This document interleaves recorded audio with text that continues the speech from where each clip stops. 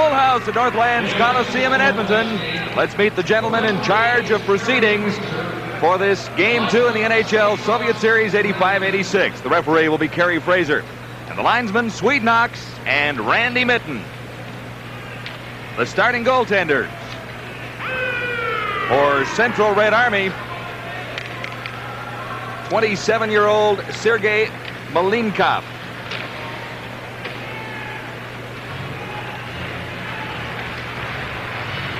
Malinkov, a winner in Game 1 against the Los Angeles Kings last evening, and he looks to make it 2 in a row. And for the Edmonton Oilers, it'll be 25-year-old Andy Moog.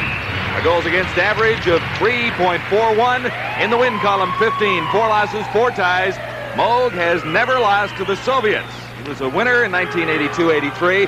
But then again, Howie, he has only played against the Soviets on one occasion, at least at this level. Well, I'll tell you, John, if he plays up to the form he displayed during that 6 or 8 weeks that Grant Fuhrer was out with that bad injury, I saw him play 3 or 4 times, and he was just sensational. Stayed in his feet, challenged, didn't guess, and made stops that kept the Edmonton Oilers in the game until their big lines broke loose. And I got a feeling we're going to see just some hockey game here tonight, folks.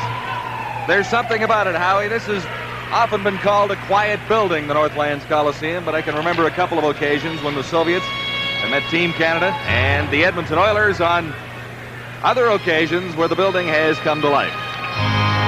Well, the Soviet games, as you said a moment ago, I think just brings out the best, not only in our players, but in our fans across the country. I listen to the national anthem being sung in most of the buildings across Canada, and everybody stands there and yawns. It's not like that in the United States, and it wasn't, folks, like that here tonight. Most of the people joined in and the singing of the national anthem. So let's go, guys. And I think you're going to be in for a great treat. The thing that you have to watch and appreciate more than anything else when you're watching that Soviet club tonight is their puck handling at high speed. They're just magicians with the puck, and if they live up to their reputation, particularly what I think about them, their passing is going to be great. It's a pleasure to welcome our American viewers tonight who are viewing us from coast to coast in the United States on ESPN. Underway at the Coliseum, Game 2 of the 85-86 series. The Edmonton Oilers tonight against Central Red Army. The Soviets forcing the Oilers into their zone early in the opening seconds of the game. Out there for the Soviets, Makarov, Tiyumenov, and Krutov. Krutov is number 9. Up and over the boards, and a stoppage in play. And at the Soviet bench, the man in charge of proceedings is Viktor Tikhonov. Now, they say he's in a little bit of hot water back home for Soviets international play of late. I don't believe it for a second. Good hockey coaches, managers of people who can teach discipline and produce winning teams are just as scarce as Gretzky's. And the Soviets aren't dumb. They're not going to get rid of a big asset that they have. Soviets get it out across their line. That's Krutov, number 9, flipping it back to Gusarov. Now it's ahead on the right side to Tiyumenov, and he can't get anywhere in the neutral zone. Coffey moves up for the Oilers to add a little pressure to the Soviets. Gretzky along the boards, banks it in just across the line, up and over the boards at the Soviet bench, and then amongst the spectators once more with just a minute gone in the opening period. Glenn Sather looks forward to these international confrontations. I'm sure fond memories of the Canada Cup last year, but he says he can learn just a little bit about how he might improve his team and his game plan and strategy by meeting clubs like this, and I guess that makes sense. It certainly does, and I'll have more to say about him later on. Just a great hockey man. Fogelin for the Oilers, rips it in, moving in for Edmonton. Ramo Suminen, number 25, McClellan, got it back for Fogelin, and Fogelin cleared it in behind the Soviet goal. Fetisov, number 2, got it to the line, it's out. Chance for the Soviets here as Baikov goes down, drops it back, neatly played by the Soviets. And it was blocked out in front by Kevin Lowe. McClellan covers for the Oilers. And McSorley got it across the line for Edmonton into the neutral zone. Soviets quickly back in. Working right in that time was Baikov, 19. And Fetisov back for Central Red Army. His pass for Gerasimov, number 12. Still with the puck, Gerasimov to the Oiler line. Plays it out on the left wing. It comes back to Bykov. Fired wide. Gerasimov, number 12, forced back into his own zone. McTavish is out there for the Oilers, number 14, to the line. And the shot. Malinkov, an easy save. And he hangs on for a whistle. Face-off in the Soviet zone. Well, I think tonight, folks, without a doubt, the Gretzky, Curry, and Anderson line are going to be the ones that are going to have to supply a heck of a lot of the offense, the skating, the puck handling, and the chances on goal. It's the McClellan line, the McTavish line, and Rogers, and the supporting cast on defense are going to have to win this or keep the Edmonton Oilers close with their constant bodily contact. The second they go to a Soviet player and they don't finish the check and take the man, they're going to be in trouble. They're going to have to play the best checking game they've ever played in their life in order for them to win tonight. There's a penalty coming up. Elbowing spotted by Gary Fraser down there. You didn't like the call, did you? I didn't like the call, but what I wanted to say is to be able to do all those things I just mentioned to go, play the tough part of the game. Not the easy part of the game, but play it tough without taking penalties. And you can't take penalties without the Soviet club taking advantage of it. They have a great power play. Great puck control. It looked a little innocent, but the elbow was definitely up. Gretzky is out there now, along with Coffey and Curry and Charlie Huddy to kill out the penalty. Soviet power play, first advantage of the hockey game for the Central Red Army. Back to the Soviets. Starkiev. He's number 3. Plays it off on the right side. For Zubin, 25. Coffey claims it on the boards. Soviets have a chance. Shepelev, the save, Andy Moog. Gretzky claims the rebound, banks it. And it comes right to the point. Gretzky didn't get much on that one, trying to clear it out of his zone. Soviets out in front on the power play. Back to the line. Good work by Coffey along the boards. He forced it. Curry has it. Coffey. In for Curry. He was offside. Well, I'm sure you're sitting at home watching this hockey game. Edmonton Oilers kill the penalty. It comes to Coffey in the corner. He whips it around the board. 3/4 speed. Oops. The wrong colored guy, a red jersey. And then a few minutes later, after Moog made himself a great big save, Gretzky gets it and poops a high fly into short center field, and the defenseman stayed right there and picked it up. There it is, what I'm talking about right here. Gretzky had time to make an intelligent play, get it out of his own end. You can't move it from a white sweater to a red sweater without it hurting you in the long haul. Can't give the puck away in your own zone, especially against this club. A minute 19 seconds left in the Soviet power play. Don Jackson in the penalty box for the Edmonton Oilers. Gusarov for the Soviets. Central Red Army out and across the line into the Oilers zone. Flipped in by Makarov. Chance for Gretzky. Couldn't catch up with it. Now comes up with the puck behind the Soviet goal. Gretzky working along the boards. He's pushed off the puck. It's picked up by Krutov. Number 9, Krutov starts back for the Soviets. Ahead on the right side for Tiumenev. Working in, can't get a shot away. This is Krutov back to the line. Getting set for the shot. The save, Moog. A rebound, and Moog got a piece of it. Back to the line once more, Gusarov, number 5. Curry tried to force him out across the line for the Soviets now. Tiumenev. Blocked out in front by the Oilers. Gretzky controls and clears for Edmonton. Scoreless in the opening period. The Oilers and Central Red Army. 18 seconds left in the Soviet power play. Makarov now to the Oiler line. Feathers one in neatly. Moog played it to the corner. 4 seconds left in the power play. The Oilers have weathered the storm as Jackson steps onto the ice. Soviets to the Edmonton line. Into the corner. Picked up by Veselov, number 11. Got it out in front. No one there. Back to the line. Working in. Fedosov, number 2. This is Hunter. Ahead for McTavish. McTavish couldn't get it for Napier.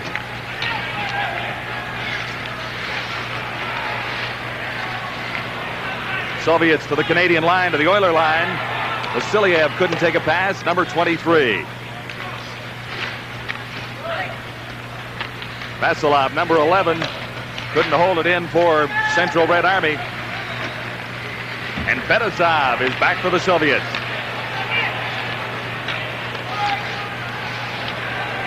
And across the Oiler line, this is Gerasimov, number 12, ridden out by Randy Gregg. Gerasimov still has the puck, trying to get it out front. Gregg is in there, along with Mike Rogers, 19. Gerasimov got it back out in front. Chance fired just wide. Moog, a little lucky there. It fired just wide and came out. Moog covered up on the rebound. Scoreless in the first in Edmonton. Live on the Sports Network TSN, the Edmonton Oilers and Central Red Army. Game 2 of the 85-86 Soviet NHL Series. For the Soviets, Bykov, 19 at center. Gerasimov, number 12 on the right side, and Kamutov, number 15 on the left. Claimed for the Oilers by Shervin, 28. Tough work along the boards. Going in to help out Mike Rogers. Oilers lose it in their own zone, out in front. Cleared to the line and kept in by Gerasimov.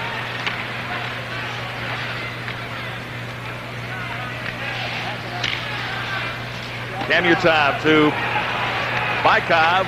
He tried to get it out in front. That shot blocked by Mike Rogers. Dave Semenko for the Oilers, one man to beat. Semenko doesn't have a lot of speed, dropped it back, and the Soviets cover up neatly as Bykov turns around and heads the other way. Over for Kamutov. Now Bykov in the corner, 19. Kamutov goes in to help the Oilers come up with it in their own zone. This is Don Jackson for Edmonton. Tries a rink-wide pass for Shervin. Shervin couldn't come up with it. Kevin Lowe over on the right side. Semenko couldn't take a pass in the center zone. Icing called against the Soviets. They'll take it all the way back. Well, folks, we've got something to show you here that the Soviets will constantly try to do, and they're very, very successful at it. What they'll try is to get the Edmonton Oilers playing in this part of the rink. The puck will go around in this area here. Now just watch how it develops. Now you get 4 Edmonton Oilers in that part of the rink, and it's dumped back again. And they stay in that part. Now stop it right here. Stop it right here. Here's the Edmonton Oilers. Look at it in this part of the rink here and here. Okay, now let it go. Watch the pass up to the man and the hash marks on the boards. Now there's that great pass, and it's a 2-on-1 break. They manufacture those 2-on-1 breaks.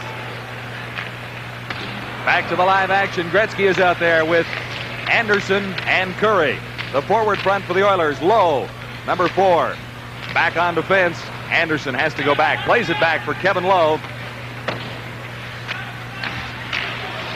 Lowe ahead to the central ice area. Soviets cross the line. Gusarov takes a big hit from Lee Fogelin.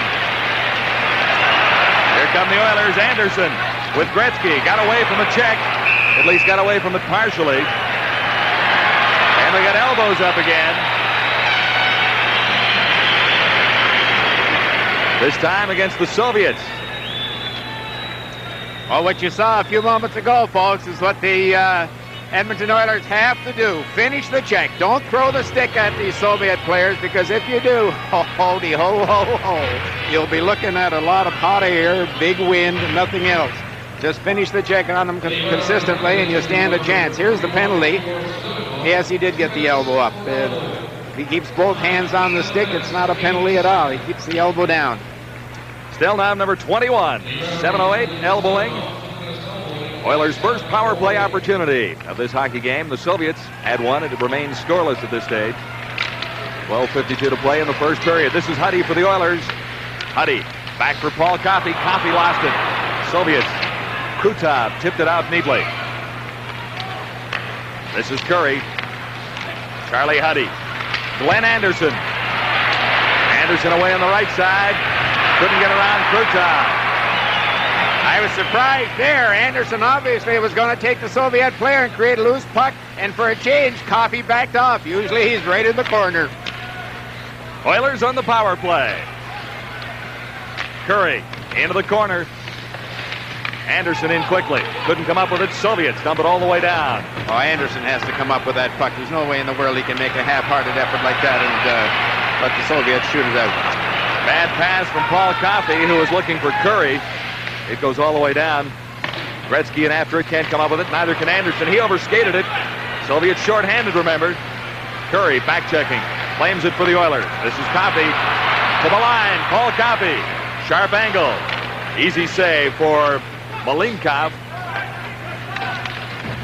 I was surprised he didn't challenge, John. Coffey had not a bad angle, not a good one either, but he just stayed back in the net and played the shot. There was a little room, Howie. Played it well, though. 39 seconds left in the Oiler power play. Across the line, this is Napier. In behind the Soviet goal, Randy Gregg dumps it back in. Gets past Gregg and rolls out across the line. Oiler power play has not been effective. Dave Hunter got it out in front. Soviets claim it there and start back. 11:07 to play. In the opening period, the Soviets on the move, led by Babinov. Babinov, number 4, around behind the Edmonton goal. Tried to clear it over to the other side, and going for it this time is Vasiliev, 23. He got it back to the line, across a stick, and the Soviets regroup and dump it right back into the Oilers zone. Central Red Army now back to full strength as the Oilers come out of their zone. McTavish dumped it in for Edmonton. Napier with the puck now. McTavish, close quarters in there for Napier. He's being checked by Stelnov, number 21. Now McTavish comes up with it for Edmonton.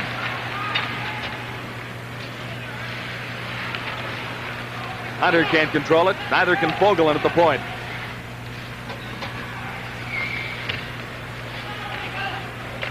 Puck finally loose. Vasilov, number 11 for the Soviets. Now it's held for a whistle in the Soviet zone. Midway mark of period number 1. It is scoreless. The Edmonton Oilers and Central Red Army. Face off in the Soviet zone. 10 minutes to go in the opening period. Still scoreless. Oilers and the Central Red Army. Big save for Malinkov right after the face-off. You know what? So far, we've played 10 minutes, and I don't think it's been a good hockey game other than the first shift of the doggone thing, and maybe the Soviets and the power play played real well. I just think the players are a little tentative. There have been 2 very, very cheap penalties. All of a sudden, they've got the idea, hey, this is a freewheeling, wide-open game, no bodily contact, and I'm not going to run at anybody and get a penalty. They're not playing all out there. Not so far, Howie. Not yet. But you said the Soviets wouldn't be tired. They're not tired. McClellan tried to clear it into the Soviet zone. And coming out with it, the Soviets to the Oiler line. Bykov, 19. Tried to find an open man on the right side. Kamutov, 15, goes after it. Couldn't get to it. Kamutov. And it's back into the Soviet zone. Malinkov clears it around. Oilers get control to the side of the net. Picked up by Suminen. Now it goes to the Soviets once more, who start back, led by Gerasimov. Good drop pass. Good save by Andy Moog from Kamutov, number 15. Moog had to be sharp on that one. Another chance for the Soviets moving in. Gerasimov. Off a leg out in front. Another save by Moog and batted away. Back to the line. And the Soviets keep it in. This is Kasatanov, number 6. Oilers were lucky to come out of that one. Moog had to make a couple of big saves. This is Huddy. Riding out Kasatonov, number 6 for Central Red Army. For the Oilers now. Shervin, 28 along the boards. It comes back to him. Look for an open wing. No one there. Semenko after it. So is Drozdetsky, number 13. Nice pass from the center ice area. Shepelev, 27. Good pass going in. Moog, brilliant save. And on the rebound, they score. Moog made the initial save. And on the rebound, the Soviets have taken the lead. What a great pass. Right, watch this pass here. Puts the player home free. He just walks around the outside, and Moog comes out with a stick check, but didn't have a chance in the world to get back up to control the rebound or make a save on the rebound. The Soviets came close to scoring on 2 occasions before that, and Moog made unbelievable saves, but the second you let up on them, the second you don't stay with your man against these fellas, and it was Zubin who put the puck in the net. Alexander Zubin gives the Soviets the lead at 1-0 with 8 minutes to play in the opening period. Moog had to make a couple of big saves just prior to that, and he made one but couldn't cover up on the rebound. He was hopelessly out of position. Trailing 1-0, the Oilers start back. Gretzky can't take a pass at the Soviet line. And quickly, Central Red Army to the attack. This is Zubin, 25. Now Shepelev. Off a leg, the shot ricochets into the corner. And a penalty coming up. Something else, John, quality shots. I can't remember the Oilers having one yet. They're not really playing with the jump that they should be having.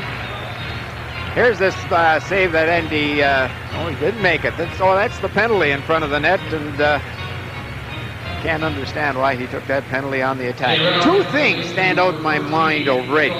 Just how well the Soviets are playing defensive hockey. They're just taking everything away from the Edmonton Oilers, particularly in their own end. Their discipline is just outstanding. They're not giving anybody a scoring chance, even the Gretzky-Anderson line when they were on the ice with a man advantage. And the other thing is on offense. They used to have their shot at the net, give up, and let you bring it out. Not anymore. They pursue. They do some checking. They make an attempt to control the corners. And the other thing is they're playing a little tougher. A little tougher. On the power play for the Oilers, this is Paul Coffey. For the Soviet line and in, Gretzky around behind the net. Can't come up with it. Pinching in.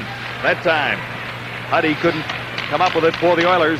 Soviets have it now. Gusarov, content to dump it into the neutral zone. Hops over Coffey's stick and all the way down. Minute 33 left in the Oiler power play. Second opportunity on the power play for the Oilers. This is Jari Kurri. Kurri around behind the net. Anderson claims it there. Glenn Anderson trying to get it for Gretzky. That play doesn't work. Soviets are doing something that the national teams don't do. Usually on the power play, Gretzky gets as far as he possibly can from the action. The puck comes to him. The Soviets are putting someone with him. Coffey dumps it in once more. Gretzky is after it. Soviets dump it all the way down across Huddy's stick. And Moog has to come out of his net to play it. Makarov, 24, was in for the Soviets. Chance for the Oilers here. This is Hunter. Hunter left it at the line for Kevin Lowe. Lowe overskated it but controlled it. In for Gretzky behind the net. Gretzky back for Hunter. He didn't see it coming. And the Soviets able to clear it leisurely down the ice. Moog out to set it up for Randy Gregg. Hunter tipped it in. Malinkov had to make the save. Kept in at the line by Gregg. Couldn't take a return pass. He was out of position. Soviets missed an opportunity. Vasiliev, 23, had a chance. 14 seconds left in the Oiler power play.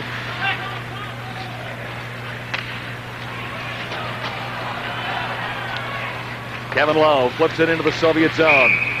Icing called. Mark Napier couldn't get there quickly enough. So 1 second left in the penalty to Drozdetsky. Soviets, Central Red Army, leading the Edmonton Oilers 1-0. Well, this is a very... Face-off is in the Edmonton Oilers zone. Central Red Army leading by a goal. 5:37 to play in period one. At center ice for the Soviets, Baikov, number 19. He's out there with Gerasimov, number 12. Kevin Lowe controls for the Oilers. McTavish got it to the Soviet line, but not across. Hunter has some problems. Now it's back for Lee Fogelin. Babinov, number 4 for Central Red Army. That pass goes astray.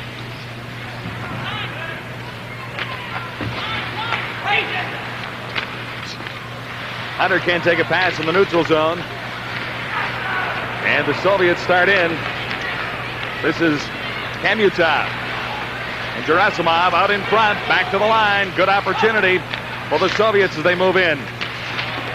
Kamutov can't control behind the Edmonton line, and the Oilers come up with it. Over on the right side for Napier. He's ridden out of the play by Babinov. Jackson to the line and across for Edmonton. In behind the Soviet goal. McClellan is out in front.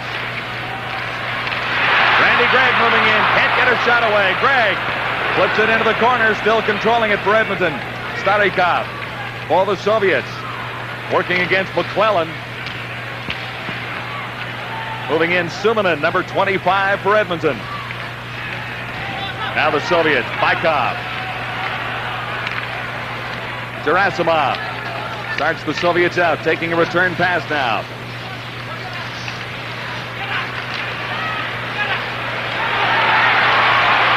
Suminen for the Oilers to the line and across, dropped it for McSorley. McSorley going in, takes shot, scores! Marty McSorley had some trouble with it too, Howie, caught up and escaped. Well, it was a great drop pass that held the Soviet defense right there. Watch this. You have two Soviet defensemen, particularly that left guy, chasing him as he cut across in front.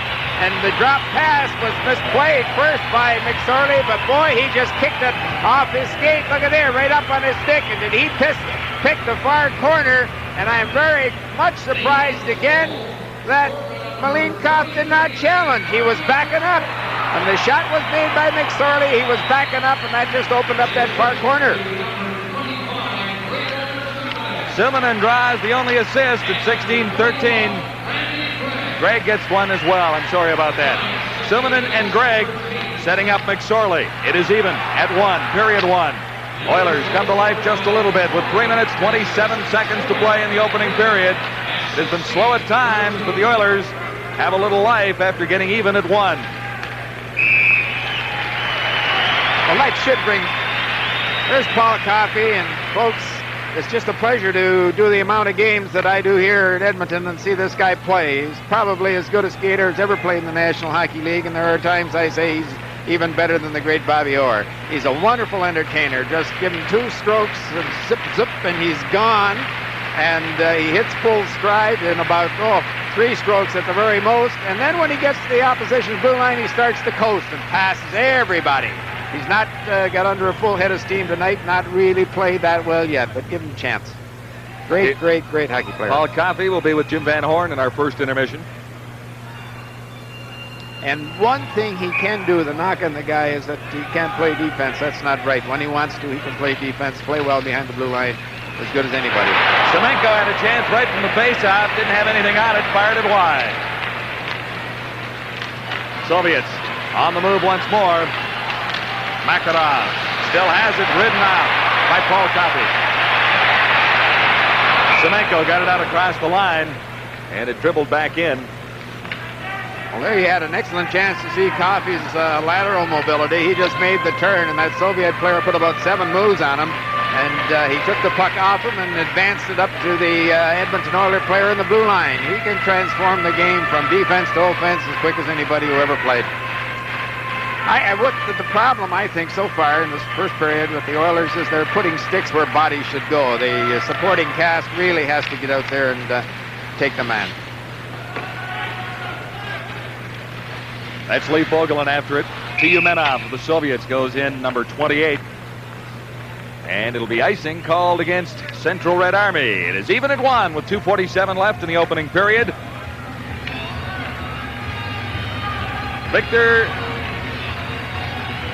Tiyumenov. How'd I do, Howie? Very good. I'll tell you what, I have trouble with his name, but he is quite some hockey player.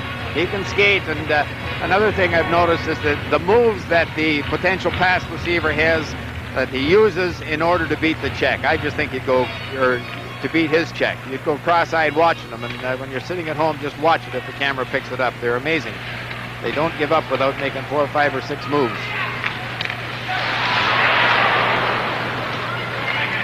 Kevin Lowe for the Oilers. Quickly over for Gretzky. He couldn't control the pass. Fetisov for the Soviets. 1-1, first period. 2 minutes, 25 seconds to play. Chance for Gretzky.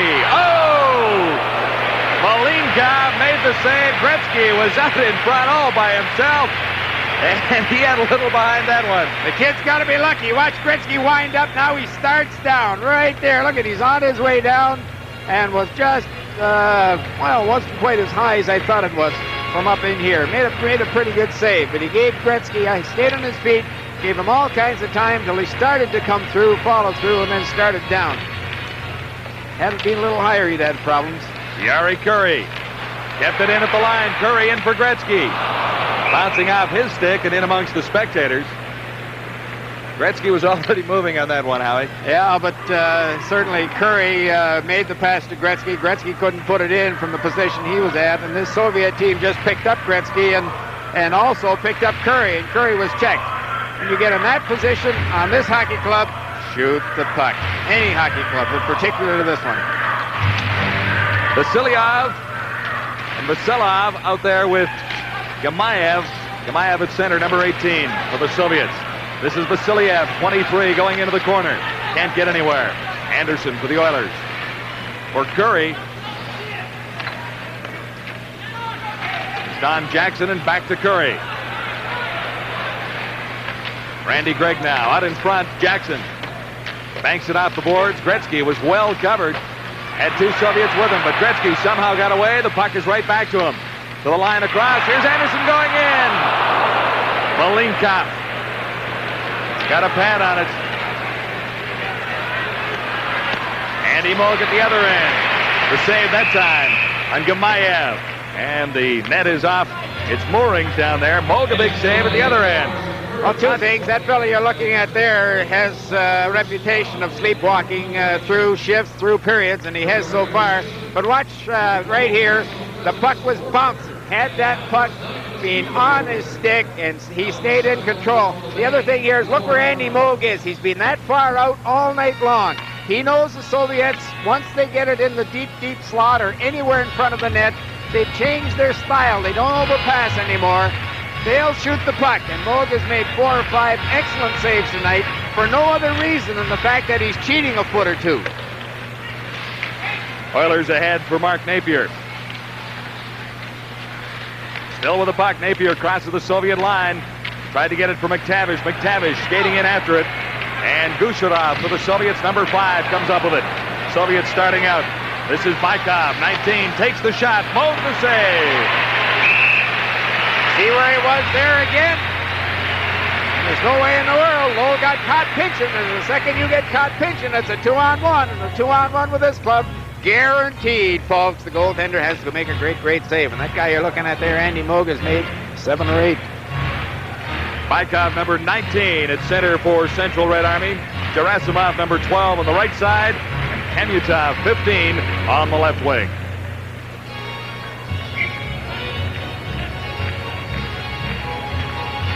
Face-off will be to the left of Andy Moog. It's even at 1 with just a minute 3 seconds to play in the opening period.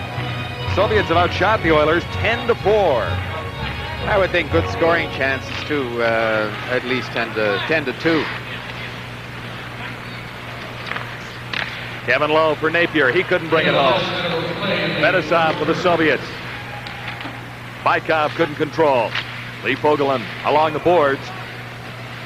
McTavish for Edmonton tries to kick it free, but it's held there. Face-off in that centralized zone with 44 seconds to play. We're at the Northlands Coliseum in Edmonton. I might have, emphasized a little too much scoring chances, 10-4. I would think shots from a chance where the puck has a chance to go in. The Soviets have had 10 or 12 excellent shots from that area. I can only remember 1 or 2 by Edmonton Oilers. Oilers slow coming out of their own zone. Finally, Fogelin got it ahead for Napier. He couldn't control it. In after it, Dave Hunter for Edmonton.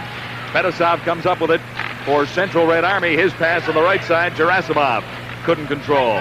All the way down with 19 seconds left in the first period. And they'll take it back to the Soviet zone for one rather critical face-off at this stage of the hockey game.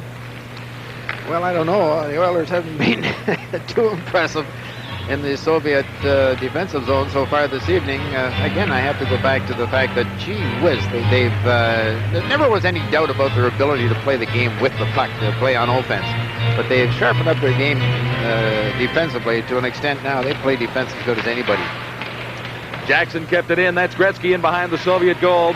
10 seconds left in the period, and that should just about wrap things up. As the Oilers control in their own zone, Jackson, one of the speediest Oilers, won the foot race there and controlled long enough to kill time on the clock. And after 1, all even. Shots on goal by the Soviets, 10-4. And on the scoreboard, 1-1. Howie, there were moments in the period, but it wasn't maybe quite what we're used to in Soviet NHL competition. A little slow and lethargic at times. Well, I don't for a moment, folks, that it'll pick up, and I would think maybe the Edmonton Oilers, as I said earlier, that they got a penalty, had a couple of dirty looks from the official about continuing on and taking out the man and raising the stick a little bit and the elbow a little bit, and I think that kept them away from bodily contact. NHL season. We'll take a break, go back to Toronto. During summary, the Soviets open things up at the 11:47 mark. Alexander Zubin from Drozdetsky and Sheppel have made it 1-0, but Marty McSorley came back for the Oilers on a nice setup from Remo Suominen and Randy Gregg at 16-13 to tie the game at 1. There you see the shots. Army over the Oilers 10-4. Andy Moog. And now Jimmy, we won't be too hard on the two teams. I think that a lot can happen in the second period. Both teams can come out and be very explosive, and maybe just a period of feeling each other out a little bit, Howie. Well, I think the Soviets played pretty close to their potential. I am a little bit disappointed in the enthusiasm, the lack of jump, the lack of foot, the lack of checking by the Edmonton Oilers. They can play that type of game, the type of game that they have to play against a smooth skating, slick passing club like this Soviet team. And at the end of the period, I said you can't tell one line from another on that Soviet club. They all look to be the same. They all look to have the same so much skills balance. And finesse. Yeah, they keep throwing 3 and sometimes 4 lines at you, and any one of them can beat you with the long pass, and I guess put it in the net as well. They're a very impressive hockey club. They're fun to watch. Tiyumenov at center ice for the Soviets with Makarov number 24 and Krutov number 9 as his wingers out there against Gretzky, Curry, and Anderson. Second period action underway. This is Yari Curry for the Oilers. Anderson gets it across the line, can't catch up to it, and is picked up by Krutov, number 9. I think a little earlier, too, I was talking about Anderson. I said he's known to have a period or a shift that he doesn't play too well in, but he usually wakes up in the second period. Lee Foglen, I'll tell you, he's just played some great hockey this past year, and for all the years he's been here in Edmonton. He's brutally strong, folks. There's no other word. Brutally strong. When he lays that piece of lumber on your hand or on your knee or on your wrist, you are in trouble. And nobody goes around the outside of him at all, and he's playing, I think, much cuter with the puck. He's moving it better than he ever did before. Just about as steady as they come in the NHL. That's right. And just a heck of a guy. Got more skills than his old man had, I'll tell you that. And he's almost as tough as the old man. Face off in the Soviet zone. It is 1-1. Second period just nicely underway. As the Soviets control in their own territory, Makarov tries a right side pass. This is Tiyumenov, number 28, back for Makarov, going in, takes the shot. Moog the save. Looked a little bit surprised by the angle of the shot. Makarov backhands it out in front. Huddy for the Oilers, claims it there. Now Curry. Oilers slow coming out of their zone. Banked off the boards. Gretzky leaves it. Curry goes in after it. Red Army to the attack. This is Tiyumenov. Krutov, number 9.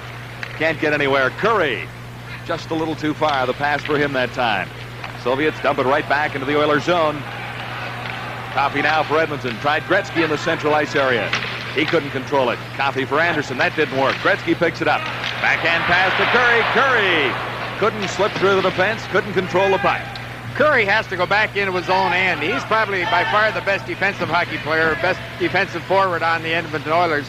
When he runs up ahead, he's standing still. He doesn't do anything constructive. But when he goes deep in his own end and then comes late, it's just murder. He's a great hockey player. Tonight he's standing and waiting for the defenseman to give him the puck in the center ice area. There's a guy who's playing great hockey for all you people in the Montreal area. Just never gives the puck away. Up and down his wing. Does so many little things right. He's an excellent checker, and give him half a chance and he'll put the puck in the net. He has been a great addition. Second or third line player for this Edmonton Oilers hockey club. 10-year NHL veteran. I remember I used to go into Toronto when he played with the old Toronto Toros just to see that kid shake, rattle, and roll. My goodness, could he skate. Never saw a better skater. At 17 and 18, he could fly. Napier along the boards, lost it momentarily, but it comes to the Oilers. This is Rogers. Rogers for Don Jackson. Jackson got it out in front. The Soviets are quick to cover up. Jackson's a little mad. Someone took his feet from underneath him and he kicked at him. McTavish lost it along the boards. Soviets control in the Oilers zone. Moog had to make a save and a point shot from Kasatanov. Kasatanov kept it in at the line. McTavish couldn't get it out. 14 for the Oilers. For the Soviets, Kamutov, 15. It is finally out across the line and back in. Whistle down. The faceoff will be just outside the Oiler line at 1-1. 17:40 to play in the second period. You know, flooding the zone since the last 7 or 8 years in the National Hockey League, and I guess it's particularly being developed because of playing the European teams, has been copied and done very, very well by NHL clubs and all Canadian and American hockey teams at whatever level. But watch the Soviets tonight. They flood a zone tighter and with more people than I've ever seen before. So far, they haven't got burned. McTavish for the Oilers across the line. That play broken up neatly. Soviets start right back. Drozdetsky is open, number 13. It doesn't go that way. Drozdetsky into the corner as Shepelev took the shot. This is Shepelev for the Soviets. Out in front, nobody there. Goes to the sideboards. Zubin, 25 for Central Red Army. Couldn't control. Babinov ahead for Drozdetsky, 13. And it's back out across the Oiler line. A penalty coming up against the Oilers. Looks like Hunter, number 12, for tripping as Andy Moog touches it behind his own goal. Hunter, guilty of tripping. The Oilers will be a man short. Even at 1 in period 2. Players Hunter getting a very, very foolish penalty, and I'm not. Oh, gee whiz. The Soviets can do it too, folks. I thought it looked a little innocent. One hand and just laid it on his knee, and down he went. Well, they're pretty good learners. On the power play for the Soviets, kept in at the line by Gusarov, number 5. Back to him now, and it hops across his stick. Soviets have Tyumenov, 28, Makarov, 24, and Krutov, 9, out on the power play. With the puck right now, Gusarov. This is Krutov. Krutov easily across the Oiler line. Took a pretty good check from Charlie Huddy. Soviets controlling the power play in the Oiler zone. Man out in front, open Stelnov, fired it wide. Oilers dump it down.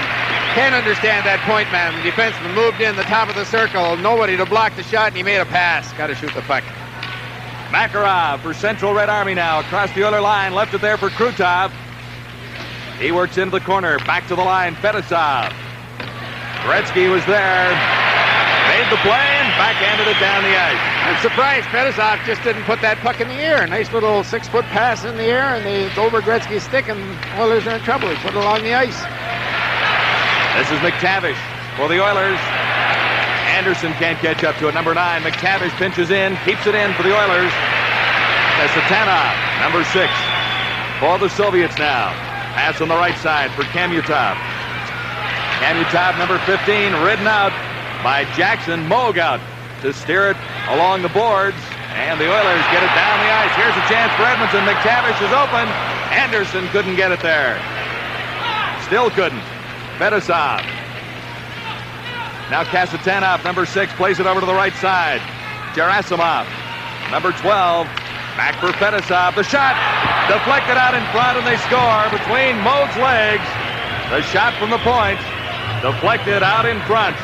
Watch Fedosov here as he winds up. He slides it along the ice. Moog is out where he should be, and there's a Soviet player comes in and just lays his stick on the puck that was shot purposely along the ice. Look at this. The back of his stick hit the ice first in order to keep it down, and the puck just slid along the ice, and great, great, great play. And that's why Fedosov is considered one of the best scoring defensemen, best playmaking defensemen in the Soviet Union hockey empire. He's something else. Smart. Vyacheslav Bykov, credit for the goal. Early in the second period, the Oilers right back. Malinkov falls on a loose puck that dribbled out in front. Not a glorious scoring opportunity for Edmonton, but a chance nonetheless. It is 2-1 for the Central Red Army leading the Edmonton Oilers. And ahead on the Sports Network TSN football action. The All-America Bowl comes your way on Wednesday, December 31st, 8 o'clock Eastern. Georgia Tech and Michigan State, two pretty good football teams, line up in the All-America Bowl on TSN. Oilers have some pressure on in the Soviet zone now. McClellan is out in front. Couldn't get a pass from Suminen. Now McClellan tries to feed it through for McSorley. He has the Oiler goal. And it's cleared out where Kevin Lowe claims it for Edmonton. Back for Lowe. Man on the right side, Suminen. He's ridden out by Babinov. McClellan working in there with Suminen. This is McClellan behind the Soviet goal. Still has it. Works it out, but scores! Suminen waiting by the side of the net, but McClellan made the whole play possible. Well, we talk about smart plays, many plays, skillful plays by the Soviets. Watch this. McClellan just outfought them behind the net, but had everybody watching him, everybody on the ice except Suminen, who anticipated that the pass was going to come in front of the net. He moved in, and there you see him scoring a very, very important goal. How about the supporting cast for this Edmonton Oilers? McClellan with a great big goal, McSorley with a goal, or Suminen. McClellan with a great play. McClellan made the play. Oh, did he ever? No question about it. A lot of hard work on that one to set up Suminen out in front. Here's Huddy at the point. Shot deflected wide. Soviets start back. Drozdetsky couldn't take a pass. Now it comes to Drozdetsky at the line. Fires over on the right side for Zubin, 25. Zubin lost it. Huddy claimed it. Played it ahead for Anderson, but it comes loose. Gusarov for the Soviets.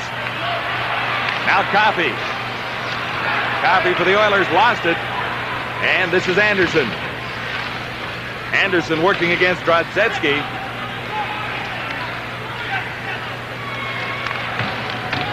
Oilers having difficulty getting it out of their own zone. Now it comes free to Gretzky. Gretzky down the right side. Man out in front. Gretzky circles the net and backhands it through on the short side. Soviets again. This time Shepelev. Shepelev going in. Man open on the other side, and Moog. An enormous save. Andy Moog. How about this? How about this? Now there's a little action. Andy Moog has the Soviets shaking their head. It's a slow pass. Watch this. The fake, and you'll see Moog come open. Look at that great push-off off his right leg, and he's able to stretch with the left leg and get it there just in time. Great, great save. Drozdetsky had the chance. Had he put it upstairs, it's in.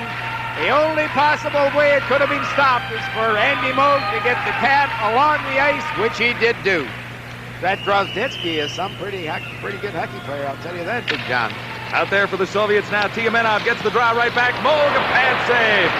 And the rebound is cleared. No penalty. Or is there? No, there isn't. It's gloved ahead. It was whistled down. The puck was gloved ahead. Another look. He just missed that save. There's the penalty. That's a bit of a dive, too, so we're even. 1-1. The Soviets, though, got a penalty for that one. How about that Andy Moog?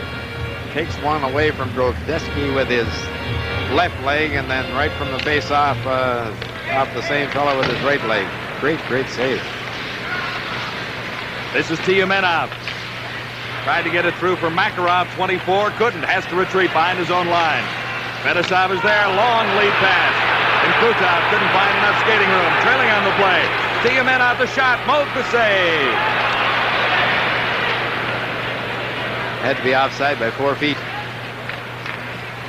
Soviets keep it in. This is Makarov getting set for the shot. That one blocked by Randy Gregg. Out in front. Moog goes down again. And blocked Kasatanov, who had skated out in front.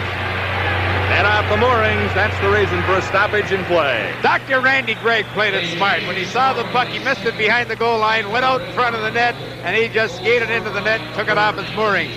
Yeah. There's the two-line pass. Look at this. All his feet were onside. If his feet count, fine. No doubt at all that both feet were one on the red line, the other one on the offensive side of it, or defensive side of it. But when he received the pass, the stick was 4 feet in the offensive zone, but who cares? Nothing happened, except everybody got mad at it. 2-2 in the second period. 12 minutes, 24 seconds to play. Oilers in control in their own zone. Costly mistake there by Kevin Lowe.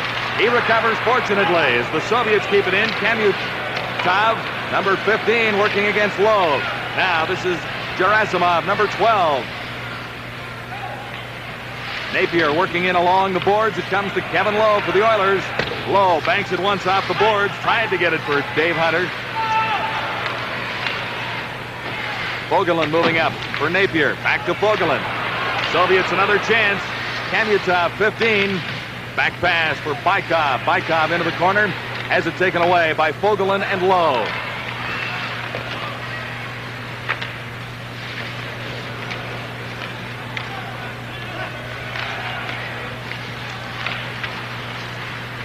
Gerasimov. And now Bykov. Gerasimov once more.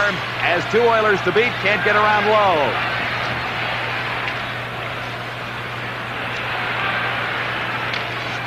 Hunter along the boards. It finally comes free. McTavish had a chance at it. Soviets back to the attack once more. Gerasimov. Into the middle for Kamutov.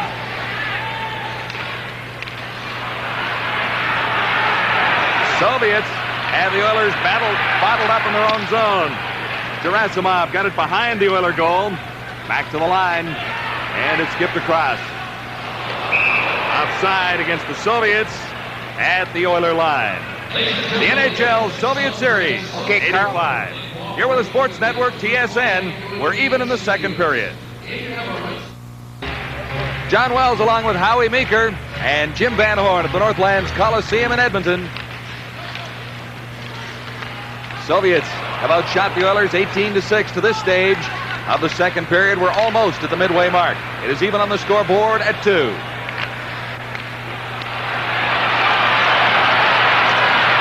Paul Coffey flipped it into the Soviet zone. McSorley in after it, number 33.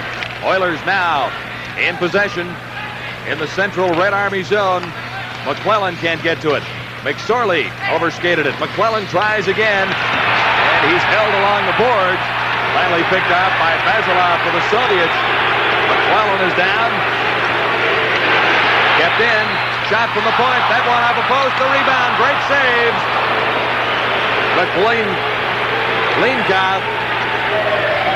Malinkov coming up with a big save and the rebound that came bouncing right out. Well, the fellow you looked at there makes a pretty good save here.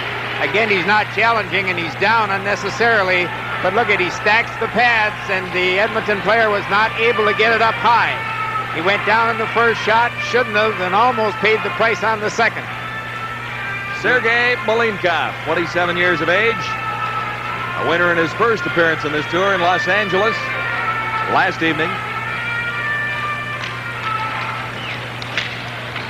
From the faceoff, Kasatanov got it to the line. It's out and across. Soviets quickly to the attack once more.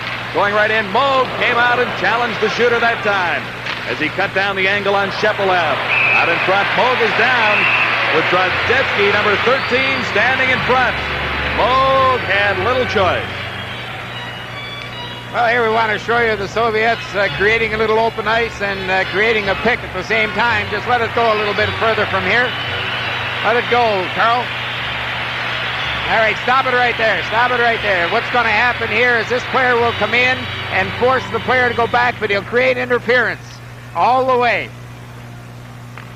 Now look at this, how he takes them out. There's the open ice and there's the pass, but the Edmonton defenseman cut across just in time to get a stick on it. Back to the live action after the faceoff in the Oilers zone. Randy Gregg got it to the line, not across. Zubin had it for the Soviets. Penalty coming up.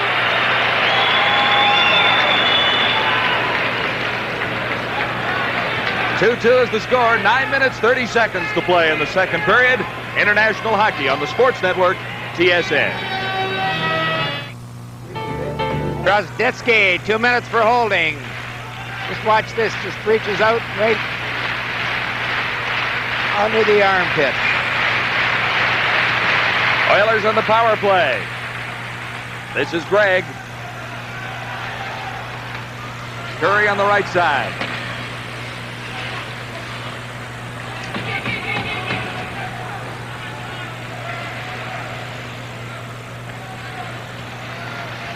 Here's Kevin Lowe for Curry. Curry having some difficulty. Over for Gregg now on the right side. In for Gretzky. Polinkov comes out of his net, steers it around, and it's cleared down by Central Red Army. Well, here comes the artillery, Coffey. Give him the puck and let him go. That's it. Give him the puck. I'll skate.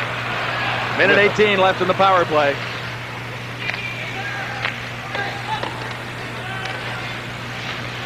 That's Anderson. Gretzky gets it up for Curry. Curry shot it just wide.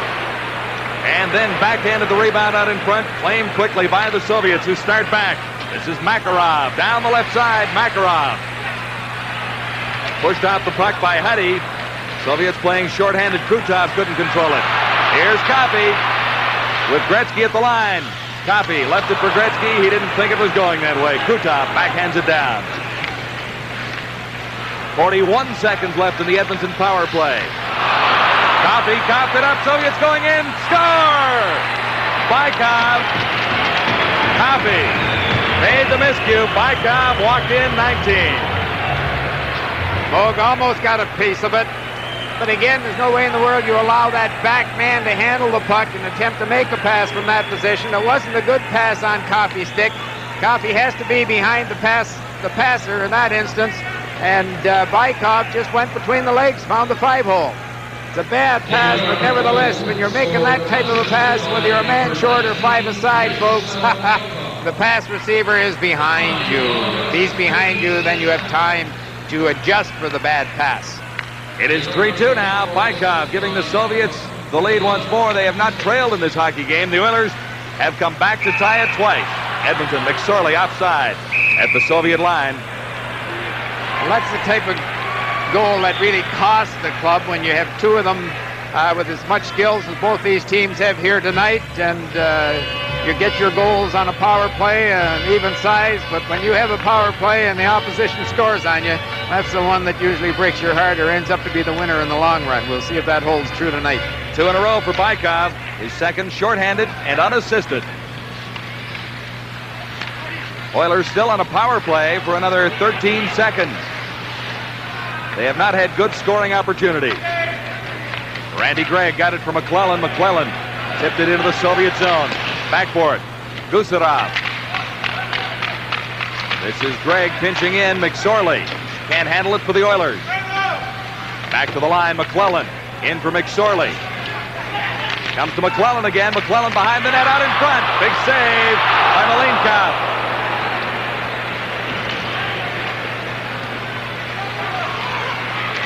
This is Suminen. Lost it. McSorley slips it in. Fans looking for a penalty against the Soviets. It did not come. McClellan upended out in front. Gregg moving in. Good hit. But the Soviets dump it all the way down. Jackson touches. Faceoff goes back to the Soviet zone. Up to this point in the game, McClellan, Suminen, and McSorley are head and shoulders the best line for the Edmonton Oilers. And this pass goes to Suminen. He picks it up. He'll get it just off the right post, and he makes 2 excellent plays, but he's not able to get it upstairs. That isn't what I was looking for.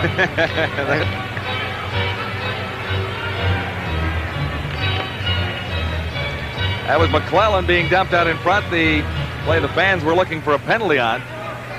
Slightly partisan crowd here at Northlands tonight, Howard.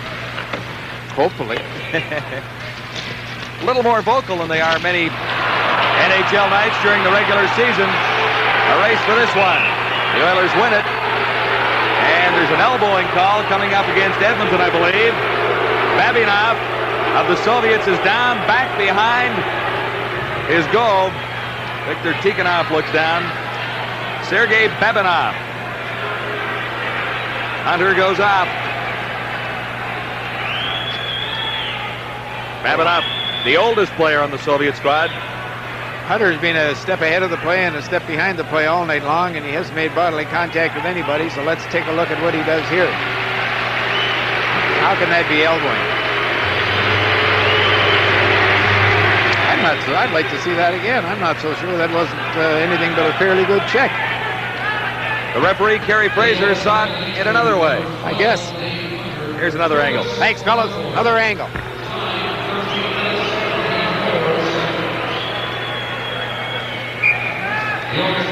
You looked a little higher from that camera. That wasn't any kind of a tough check at all. He just run him into the fence nice and gently, and the Soviet player hit his head in the glass. On the power play for the Soviets, Tyumenov at center, 28 with Krutov on the left side. Makarov on the right wing.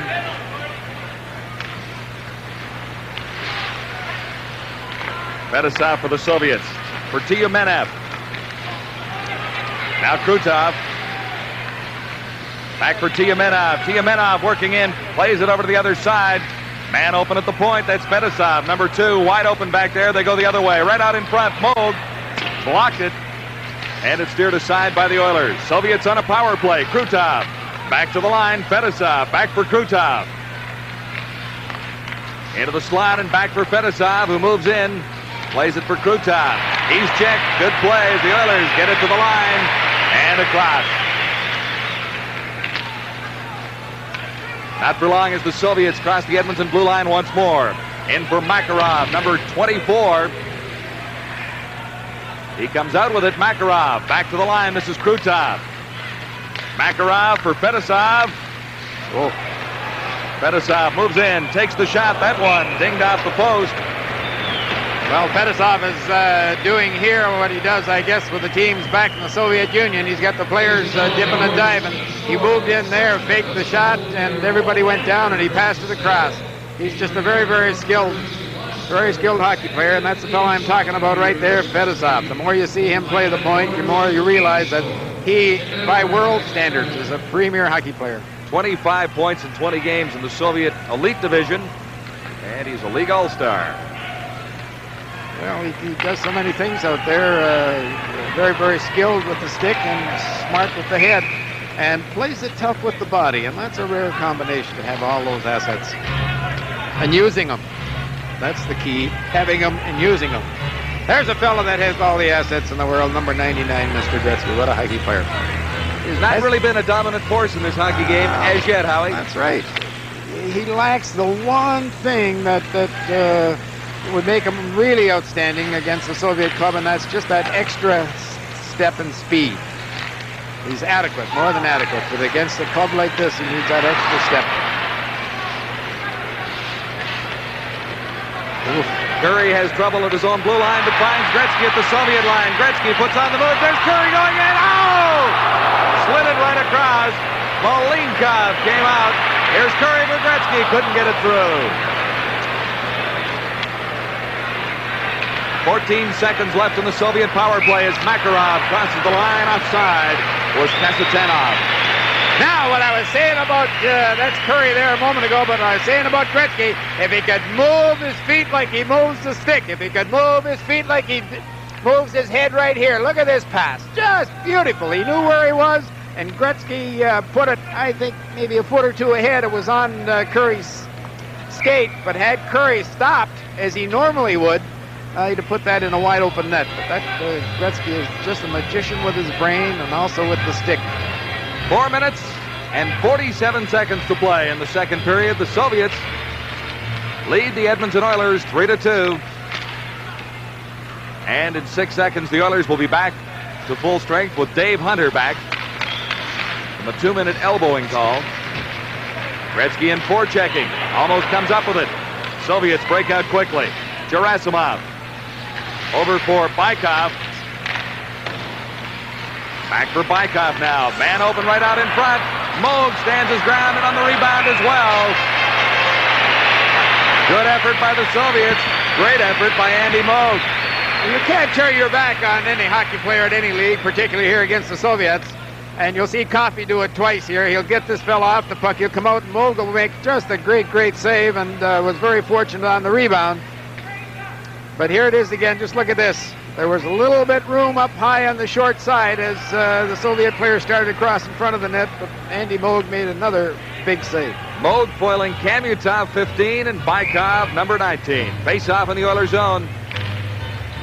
Bykov losing the draw that time. It goes to Don Jackson of the Oilers.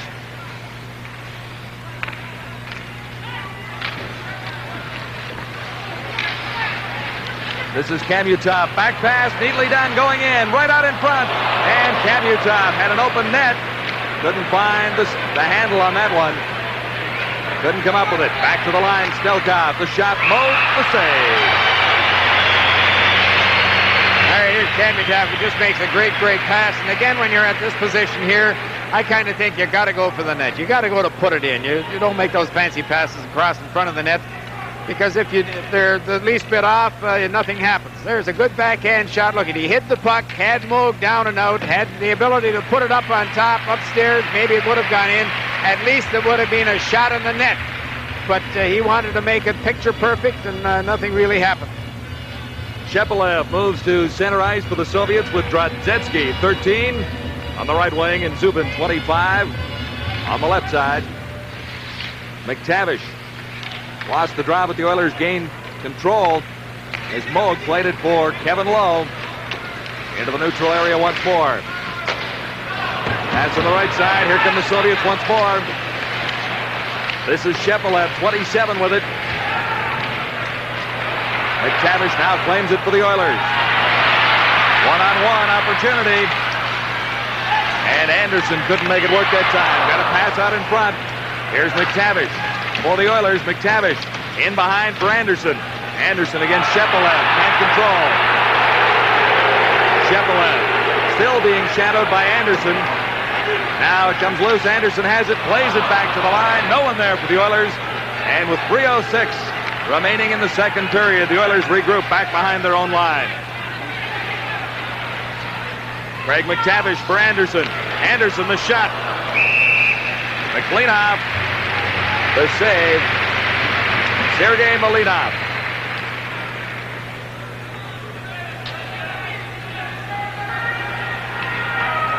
He's been a busy man. He gets the stick caught in the net. Look, he gets up and he can't fish it out again. The taped in. Pull it in. Oh, to heck with the dog. I think I can play just as well without, which is rightfully so. Nothing came of that opportunity. Makarov for the Soviets, one man to beat, takes the shot, Moog the save. Huddy was covering on Makarov. Makarov really played that smart. It's a one-on-one with Huddy. He moved to the inside, straightened out, moved to the outside again, and got Huddy to move the stick forward and then shot the puck at the net and forced Moog to make a save. Just watch him here. There he makes one move just with the body, takes it way outside. Huddy was able, fortunately, to get his stick on it and change the direction of it, but that's all you do. One-on-one, if you can. Give the guy a move. If you don't beat him, shoot it at the net. For the Soviets, Tiumenov with Makarov and Krutov. The forward front, their best line. Coffey, difficulty along the boards for the Oilers. Finally, gets it free for Suminen. Suminen had it taken away by Krutov. Now Coffey. Lost it out front. Moog the save out in front. The red light is on. Do they count it a goal or not? Another costly mistake for the Oilers in their own zone. The net is off its moorings. The light went on. I've constantly, folks, been talking about the Soviets flooding the zone, And on this goal here, this is what they did out on the blue line. This is the start of it. That's a bad pass, really. And you don't make silly little passes like that in the middle of the rink. You take it bodily out of the trouble area, or you pass it into that corner. You do anything with it to make a 6-foot pass to someone standing still that far back. That's the second goal tonight. That very, very poor thinking, very poor philosophy, and very poor skills, really, have led to goals by the Soviet Union. Makarov makes it 4-2 for the Soviets. Two costly errors for the Oilers cost them goals. One by Bykov, one by Makarov. It is 4-2 with 2 minutes left to play in the second period. This is McSorley to the line. Dumps it into the corner. McClellan is after it. Kosorov. One thing I've noticed really more than anything else tonight by the Soviet club, and I've mentioned a half a dozen things, is they do not go to the attack really until they get the puck out over the blue line. And this, we're just thinking a moment before Makarov got that very important fourth goal for the Soviet club, that half the Edmonton Oilers forwards were standing out in the center ice area waiting for two guys to beat three guys to get it up to them and get on the attack. And the Soviet Union flooded the zone, come up with a puck, and then it's a 2-on-2 situation, and boom, one miscue and it's in the net. You've got to come back and never go on the attack until you get the puck out over the blue line. Power play for the Oilers coming up as Gosarov goes out for cross-checking, face-off in the Soviet zone. Now's the time to make the power play work, Howie. This late stage, 1:44 to play. Second period. Oilers down by 2. McClellan along the boards. McSorley back to the line. That's Curry playing the point. Jari Kurri is back there. Gretzky at the other point. McSorley trying to get it back for Gretzky. He can't keep it in. And the Soviets, Baikov, 19, races Jari Kurri for the puck.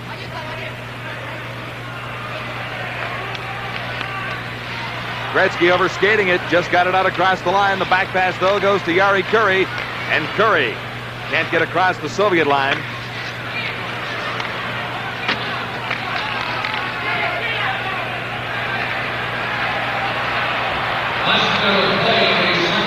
Oilers on the power play into the final minute of the second period. This is Gretzky. Takes the pass across the line, plays it back, the shot, the save, the rebound. Gretzky comes up with it again. This is Kurri. Jari Kurri working in. Oilers on the power play to the side of the net. And it comes loose. The Soviets claim it quickly. And here comes Makarov. Makarov being trailed by Kurri. Kurri finally hauls him down. And a penalty coming up. Makarov. Here the Soviets go in again. The backhand shot by Baikov. The Oilers very disorganized in their power play. And a penalty coming up to Jari Kurri. Makarov had the big chance. Kurri hauled him down. Gee whiz, Kurri is known by our standards as a pretty good skater. Not sensational, but Makarov and he started out almost head and head. And there again, there's a great save by Belenkov.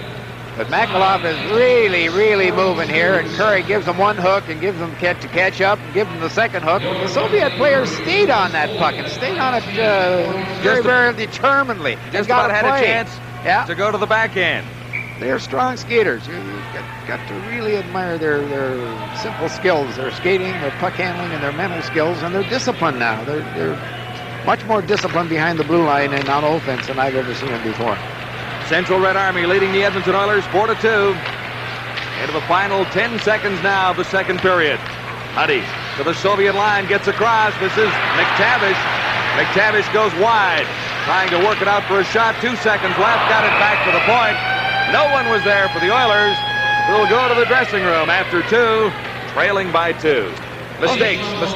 Well, I think the philosophy perhaps is a mistake. You have to know the Soviet club by their reputation is not going to give you any more than 4 or 5, 6 good scoring chances all night long. So you have to match them on defense. You have to match them on puck control. You don't think that Gretzky, Kurri, and Anderson, and particularly Anderson, has been very disappointing tonight. But they're not going to go out there and get more than 1 goal, maybe 1.5, 2 at the very most. So if you're going out there to think that the Edmonton Oilers are going to get 1,400 scoring chances like they do night after night in the NHL, that... Scoring a pair of goals, his first one coming at 4:54. Raimo Suominen then scored less than a minute later to tie the game at 2. But Baikov with an unassisted shorthanded goal at 11:56 made it 3-2. Then Sergei Makarov, another unassisted goal at 17:40, made the score 4-2. Shots on goal now. The Red Army over the Oilers 16-9 in that second period of play for a 2-period total of 26-13. There was a PM Eastern. That should be an outstanding hockey game. Now, for the third period play, here's John Wells and Howie Meeker. Well, Howie, what do the Oilers have to do to get back into this game and quickly? Obviously, they need a little more effort and a little more production from the big line, Gretzky, Anderson, and Jari Kurri. Well, I think the guy that really has to take it and do what he does best, and I always seem to kill him. I told you earlier on what a great skater Coffey was, great puck handler, good playmaker. He's been plays well when he wants to behind the blue line. He's done nothing. He's played terrible behind the blue line, but he has to carry the puck. He has to lead them out of their own zone, and he has to beat somebody with his legs, which he can do, and get some Soviet players going after him. And yes, Anderson has to do something. Again, you never know about Anderson. When he comes to play, look out. There's none any better playing his position, which is all over the cotton picking ice. But anyways, the guy with the greatest balance and the guy with all kinds of scoring skills hasn't done anything tonight, and there's the Soviet player with a penalty. Well, there are two players in the penalty box. Gusarov for the Soviets is in for the next 16 seconds, but Curry for the Oilers for tripping is in for 1:42. So they'll start 4 skaters aside, but the Soviets will quickly move to a power play. And there's the head coach of the Soviet hockey team, Viktor Tikhonov. He's got to be smiling tonight. Team has played quite well. They have kept the Oilers off their game. Kevin Lowe for the Oilers to start the third period off. Banks it off the boards. Carries it across the line himself. Gretzky goes in after it. Beating him to the puck is Kasatonov. And the Soviets are back at full strength. And on the power play, this is Fedosov. Number 2. 1:21 remaining in the Soviet power play with Yari Curry in the penalty box. Kasatonov ahead on the right side for Krutov. Krutov, number 9, cruises in across the Oiler line, plays it to the corner, takes a return pass. Krutov gets it back to the line. The shot, and it's deflected high, and amongst the spectators, a shot from Kasatonov. Well, he can shoot them just the same as number 2, his defense partner in the power play, Fedosov. He just laid that puck along the ice. It was directed at his teammate's stick, and his teammate did get his blade of his stick on it, but it went up in the air. They're pretty crafty. Gee, they pick well. I would think the Europeans, more than anybody else, introduced us to or forced us to the pick plays in hockey, and you watch them tonight. Whew, goodness gracious. Curry is out for another 1:03. The Oilers trail Central Red Army of the Soviet Union 4-2. Third period action just underway. And the Soviet power play continues.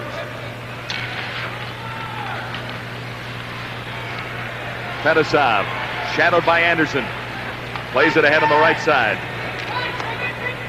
Goes too far. The pass intended for Makarov, number 24. And whistle down. It'll go back to the Soviet zone for a faceoff. I think the other thing you have to look for as you're watching this game at home, folks, is that the Soviet team try to and usually are successful at moving the puck to the fastest skater on the ice or the fastest player on their side. They don't, or very seldom, give to anybody standing still. They'll tic-tac-toe it around, and all of a sudden it's on somebody's stick who's on the bill daily. Gretzky into the corner after the faceoff against 2 Soviet players. Gretzky has a broken stick.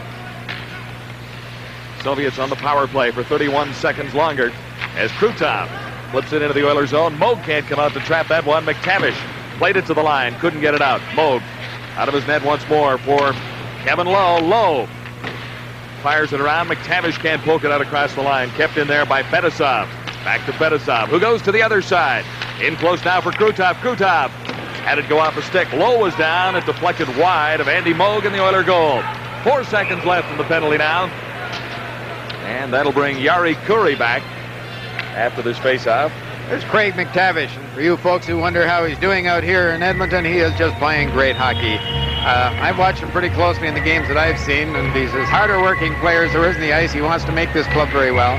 But besides that, he's not a great skater, mind you, but he's got a low panic level. He hangs onto the puck to make a play. He'll take punishment to make a play, and he is playing extremely well here. Very, very smart, very courageously. Bykov for the Soviets at center, number 19, with Gerasimov and Kamyutov, his wingers. Gerasimov on the right side. Face-off to Moog's left. And the Oilers are back to full strength as Curry skates into the play. Long pass goes all the way down. Gretzky trying to cut it out from the other side. Couldn't get to it ahead of Malinkov, the Soviet netminder. Now the Oilers control behind the net. Gretzky flipped it out in front.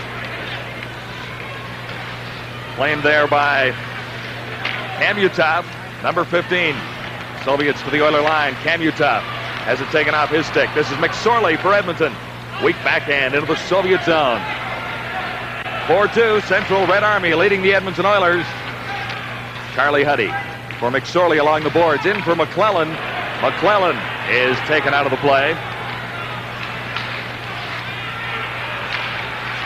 Bykov.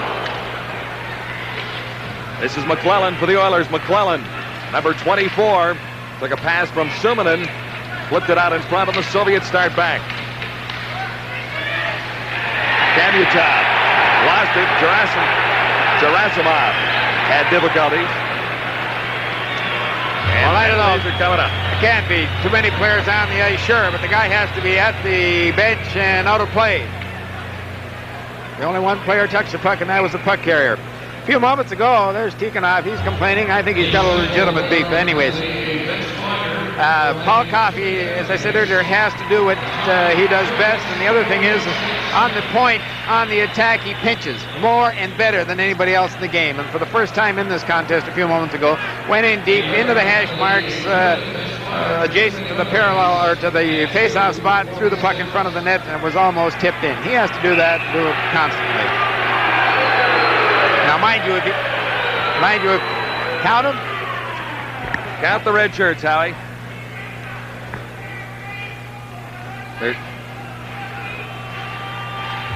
There's a couple out there, Howie. Yeah, there's all kinds at the bench, though, but these two at the bench, they're certainly out of play. There's no doubt about that. Had any of the ones in the vicinity of the bench touched the puck other than the puck carrier, sure, too many men on the ice. The crowd called that penalty anyways. 17-14 to play in the third period. The Soviets lead the Edmonton Oilers 4-2. These teams are quite familiar with each other. I was just going to say, Victor's writing it down. That's the last game that official's going to do in this series. Too many men at 2:46. Oilers power play. Gretzky, Curry, Anderson with Huddy and Coffey at the blue line. Anderson pushed off the puck by Fedosov. See, that Fedosov knew his teammate was coming. All he did is held Anderson against the boards and pushed the puck out for his teammate to come and pick it up. They have good communications. Huddy lost it to Krutov. Gretzky reclaimed it. Here's Paul Coffey. Coffey to the line. Went to the open side with a weak pass. Soviets start right back. Makarov, 24. Moog the save. It was likely wide of the target. Moog held on anyway. Well, again, Coffey did what he does best up through center ice, and then he got to the blue line, and he quit skating. He's got to go all the way. The fancy passes, the guys coming late, the Soviets have got them copper fast. They pick up the late-coming man time after time after time. Once in a while they miss. They're only human. But there's nobody open. You've got to beat somebody in order to create that open man. Coffey didn't beat anybody. Oilers on the power play, tipped dangerously out in front and claimed by Makarov for the Soviets as the Oilers have difficulty getting this power play in motion. Now skate. Skate! That's it. Go! Coffey for Anderson. Anderson dumps it in. Coffey pinching in. Comes up with it for the Oilers.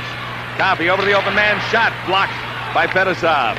Huddy shot that time. Gretzky behind the net to the side of the net. This is Yari Curry for Edmonton. Back to the line. No one there. 57 seconds left in the Oiler manpower advantage.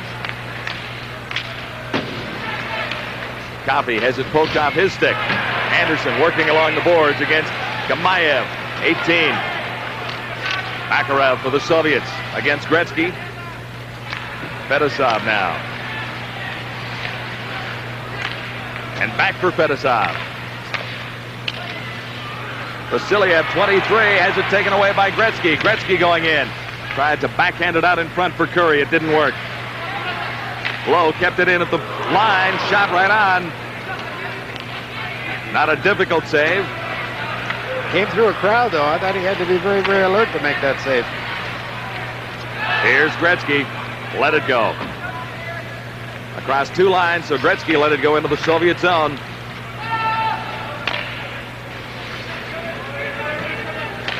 As Kevin Lowe touches it, icing called against the Soviets with 15 minutes and 9 seconds to go. Sorry, no icing called. McClellan.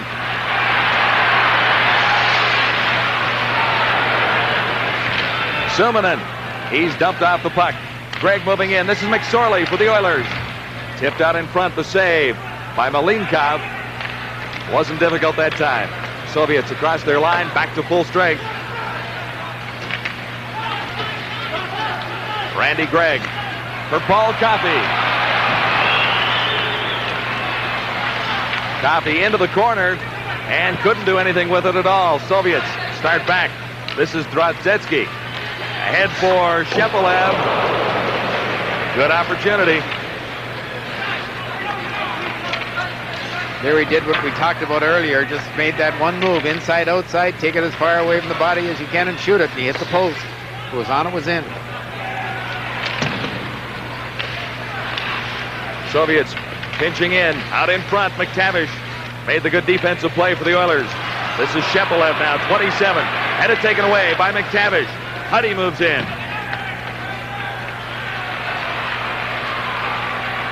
Oilers led by Napier. McTavish couldn't get it at the side of the net. And Shepelev for the Soviets starts back down the left side. This is Shepelev with help. Falls as he crosses the line. And that's McTavish. Discretion was the better part of valor there. I'll tell you, Kevin Lowe had them all lined up, and he did a quarterback sneak. Mark Napier banked it off out in front.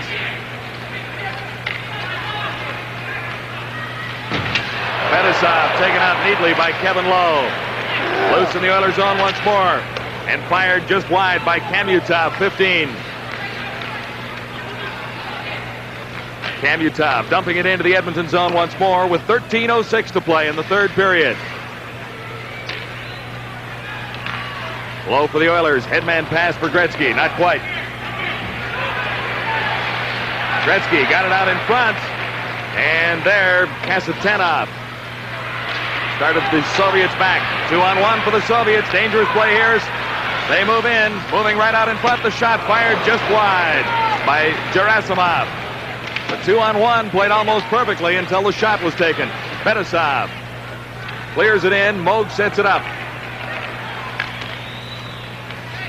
They're doing a pretty good job on Gretzky. Now it comes loose for Gretzky. Takes the pass from Anderson. Gretzky moving in. Takes the shot. Couldn't get much on it. Cleared out in front. The shot fired just wide by Jackson. 29 for the Oilers. And there's a penalty called by Kerry Fraser. 4-2. The Soviets leading the Edmonton Oilers. 12 minutes, 16 seconds to play in the third period. Tempo's getting a little high as Kasatanov goes off for 2 minutes. The Oilers go to the power play. There's the left elbow sliding in. So the Oilers with a power play. Have McClellan out there at center. He wins the draw. Back for Coffey. Coffey moving in. Paul Coffey, number 7 with a puck. Had it roll off his stick. Babinov. The Soviets claimed it but couldn't get it out. Oilers on the power play. It's kept in by Suminen. This is McClellan with Coffey. Coffey the shot. And the net off its moorings. No goal. The red light did not go on as the Oilers moved in and had a pretty good scoring opportunity, but Malinkov made the save.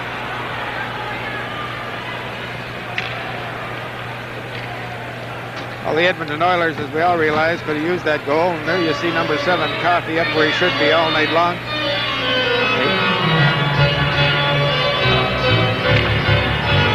I'm not sure. Let's see that again. There's the save. And he goes down. That's off. There's Coffey putting it in. Yep. Yeah. Good call. No goal. Well, that fellow you're looking at has had a miserable night both with his legs and with the stick. He's time and time again had the puck and moved it from his forehand to his backhand and lost it and lost it and lost it. And constantly got his team in trouble on offense, and just been horrible behind the blue line as well. Oilers continue on the power play for another minute 39 seconds with a face-off in the Soviet zone. Coffey is at the point. Gretzky has the other point. And the Oilers are trying Suminen, McSorley, and McClellan as the forward front. Now Gretzky moves in to take the face As off. they should do. As we've said halfway through this game, that's been head and shoulders their best line, skill-wise and work-wise and productive-wise. Oops. McClellan couldn't control it from the face-off out in front. It is kept in at the line by Suominen. This is Gretzky behind the Soviet goal. Cleared it right out in front. Neatly done. Suominen set it up. There's the shot. It ricochets wide. The shot from Paul Coffey. Here's McSorley. Has Coffey wide open. And Gretzky out in front of the net, too, as the Soviets have two players along the boards. It worked for the Soviets as it was cleared down the ice, and Suominen couldn't keep it in.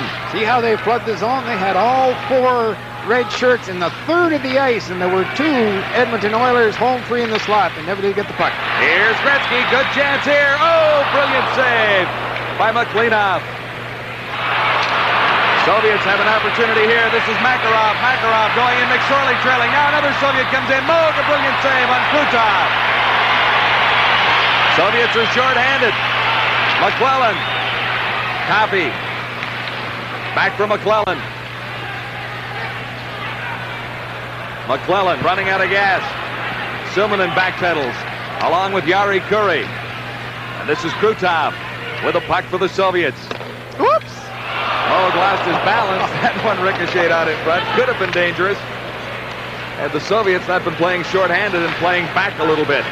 Kamutov, 15, got it out in front. Now Anderson and Gretzky. This is Gretzky. Missed the back pass for Anderson. Here's Kurri. But an Oiler was trapped offside as Kurri had to circle back. Kurri got it to the line and fired it in. Soviets kill off the penalty and are back to full strength as Moog bounces it off the boards. Comes to Gretzky and to Anderson. Anderson with Gretzky. Gretzky for Kurri. And Kurri couldn't get to it. Kasatanov, number 6, made a good play for the Soviets. Well, I've said a half a dozen times, they're just so good and being drilled. I guess someone's done their homework on this Edmonton Oilers club. Pick up the last man, and it's usually Coffey or it's usually Kurri, and all night long they've been picked up and picked up well. So chances at both ends, but the score remains 4-2. Central Red Army leading the Edmonton Oilers. Gretzky has a great scoring chance here, but watch Malinkov. He winds up, but look how he didn't back up. See how high he was? He's been watching up the other end. He went down a little early on it, but was able to get his hand up as it was going into the top left-hand corner. But he was out high as Andy Moog has been high and playing brilliantly all night long. 9 minutes, 39 seconds left in the third period. The Oilers down by 2. Napier, good pass. McTavish has Hunter on the other side. Hunter couldn't get the shot away. Defensively, number 3, Starikov for the Soviets. McTavish had to hang on to the puck there. There's no way in the world. He had to have the defenseman come with him. It was a 2-on-1 break, and he just went wide and threw the puck across to Hunter, and the defenseman made one move, and he was over there covering him. McTavish had to go wide, had to try to beat the guy, had to draw him to him, and then give it. He didn't come to him, go in and put the doggone thing in the net. I think these guys are not used to a game with this high a pace. And I'll tell you something, the fellow you're looking at there has never had so much ice time as he's getting tonight. 99% of the time it's Gretzky's line and Gretzky with another line and then Messier's line, and you're in trouble. But not tonight. They've handled the big guns extremely well. McTavish at center gets the drawback for Jackson. He fired it wide. Big shot, big drive. Randy Gregg moves in to keep it in the Soviet zone. Not for long. This is Jackson in a race. Gamayev beat him to it. Gamayev cleared it out in front. Vasiliev couldn't come up with it. Now Napier leads the Oiler attack. To the line and across. He's not going to get through the Soviet defense like that. Gamayev for Vasiliev. Vasiliev fakes the shot, tried to work himself around Huddy, got Moog out of position. The Oilers recover and regroup. Huddy, pass on the right side. Hunter slipped it through. Now Hunter kicks it across the line. Soviets dump it right out. Coffey leaving it for Huddy. 8 minutes, 30 seconds to play. Third period. 4-2 Soviets leading the Edmonton Oilers. McTavish back for Huddy. Huddy lifts one in there, and it was easily handled by Malinkov. For the face-off in the Soviet zone. Well, lots ahead on the Sports Network TSN. The NBA continues on Friday, January 3rd, 8 o'clock Eastern. Milwaukee Bucks, Washington Bullets.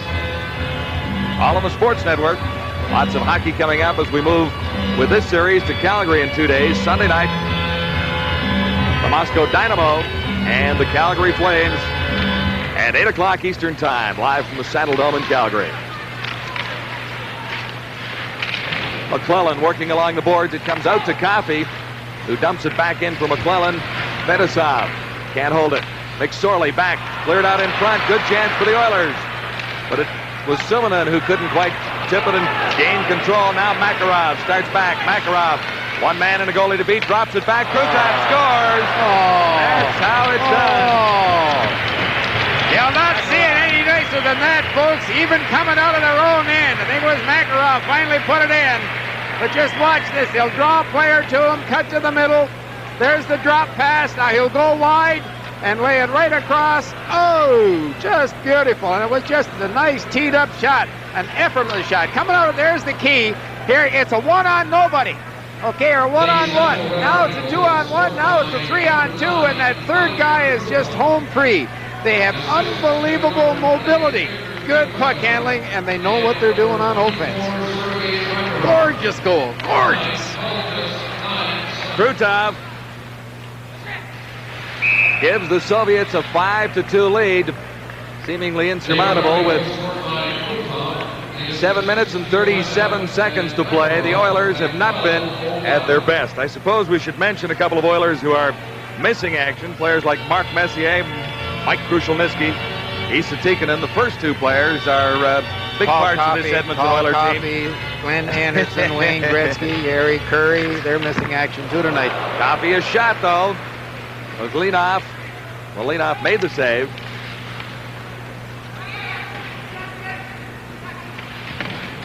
McSorley working along the boards. The Soviets come out with it. This time it's Gerasimov, number 12, still hanging on. Headed back to the line. Gerasimov now to the Oiler line, and across, got by McSorley, couldn't get by Charlie Huddy. 5-2, the Soviets lead the Edmonton Oilers. The Central Red Army team, number 1 in the Soviet Union.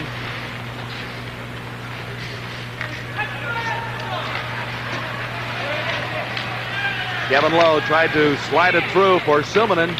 It didn't work. Soviets quickly to the attack once more. Falling as he crossed the line. Bykov. Here comes Curry. He's got Gretzky. Takes the shot. Malinkov, the save. Vogelin can't keep it in as the Soviets gulp it all the way down. And icing should be called as Kevin Lowe touches the puck with 6 minutes and 30 seconds to play, third period. I'm beginning to wonder what kind of conclusions you can draw about this tonight. Obviously, the Soviet teams have more skill, deeper skill. They skate so well. There are stars on the Edmonton Oilers, then there's a supporting cast. And the supporting cast tonight, because of a couple of outstanding efforts, probably being as good as anybody wearing a white jersey. But certainly the depth of their skating, the depth of their puck handling, and their philosophy, their theories, their discipline has just been so much better than the Edmonton Oilers.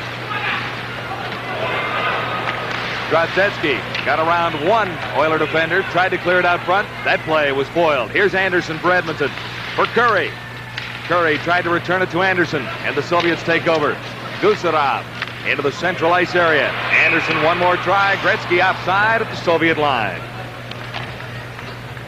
Well, there's a guy who's had a bad night like a lot of people have, but normally he's just a heck of a hockey player. He's got as good a wheels as anybody in the league. Better balance probably than anybody else. I've seen him score goals standing on his head or over on his ankles, and he can score goals, and when he comes to play, when he's right, he'll pluck you, I'll tell you. He is something else. But in of all fairness to him, he hasn't played for, what, a couple of weeks? But he's practiced with the club, and he's against probably as good a club team as there is in the world, so. Chance for the Soviets here, going right in, they score! Veselov beats Andy Mode for the 6th time. And boy, they can score quickly. Oh, they can. They don't miss the golden opportunity. All right, here's the pass. Look at it. Hits the stick, but Vasil picks it up and takes one look there, and he sees where Moog is, and Andy had to be coming out a little more. There wasn't very much room, but he picked it. He had a pretty good angle right here. There's the pass to the open man, and that's their key to the skating man as well. You move the puck from the toe of the stick onto the heel and let it go, and you got to say it's a good shot and a good pass, but again, the key is they get it to someone who's moving, who's skating. 6-2 now. 5:49 to play. Third period. Oilers in tough against the Central Red Army. Back to the line now in the Soviet zone, deflected out in front. That shot from Jackson. Into the corner after it. Mike Rogers. Rogers for McTavish. McTavish can't get anywhere with it. Look at them flood the zone. Look at there, and they come up with the puck. And the Soviets to the Oiler line once more. Vasiliev. And it's offside as Vasiliev just a stride ahead. Kasatonov was offside. The NHL Soviet Series 85 continues on the Sports Network, TSN. Plans Coliseum in Edmonton, Alberta, the Edmonton Oilers in difficulty, to say the least, against Central Red Army of the Soviet Union. 6-2 now with just over 5 minutes to play in the third period. Coffey trying to get the Oilers out of their zone. McSorley takes the pass on the right side and just dumps it in. The Oilers have been content to do that much of the evening. Well, they couldn't come up with a cotton-picking puck if they had 10. Just watch what happens here when you shoot it in. And that's something that all of a sudden just dawned on me. Because I haven't seen the Soviet team shoot the puck in yet, folks. A little something going on behind the Soviet net there as Kutov now takes it across the Oiler line. Takes the shot. Play broken up by Suminen, who starts out. McSorley trailing. Suminen can't get around the defense. Gusarov for the Soviets. Got it to the line, not quite out. Backhanded in by Charlie Huddy. Loose out in front, but the Soviets clear quickly. Fiamenov, number 28, gets it over on the left side.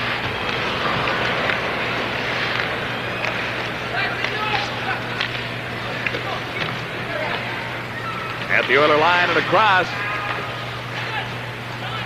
Gusarov finally lost it. Kevin Lowe claimed it. This is Curry. He's got Gretzky out there. The pass just failed to materialize as far as the Oilers were concerned. Part of the story tonight, Howie. The Oiler passing game has just been off a little bit, hasn't it? That's right. There's absolutely no doubt about that at all. I've not seen the Oilers handle the puck. There's Gretzky out in front. Tried the backhand. Anderson picked up the rebound. 6-3, but there's a long way to come back for the Edmonton Oilers. Gretzky, that patented move out in front. Anderson had the rebound and beat Malinkov. Well, Malinkov will make a great save here in Gretzky, but he's down again. And now look at Anderson. Anderson cuts across. He has one skate on the ice, does a pivot. Now Gretzky hangs on, comes out in front. There's the backhand, and Malinkov makes the save. Anderson outfought his check, picked up the puck, and like I've seen him do so many times in this building and all over the league, do a fancy spinorama or on one skate and put the puck in the net. Because, as I said very often tonight, his balance on skates is amazing. 6-3 now. 3:35 to play. But his effort tonight, his physical effort and his skill effort hasn't been close to his normal performance. Oilers moving in with a little more enthusiasm now. McTavish has difficulties behind the net. Napier can't get to it. And here come the Soviets once more. A long pass on the right side. Gerasimov.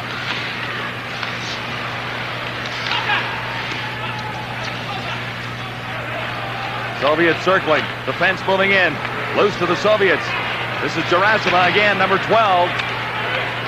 Somebody better finish a check on those red turkeys out there. I'll tell you something, they're going to be in trouble. You can't force them off the puck and not stay with them.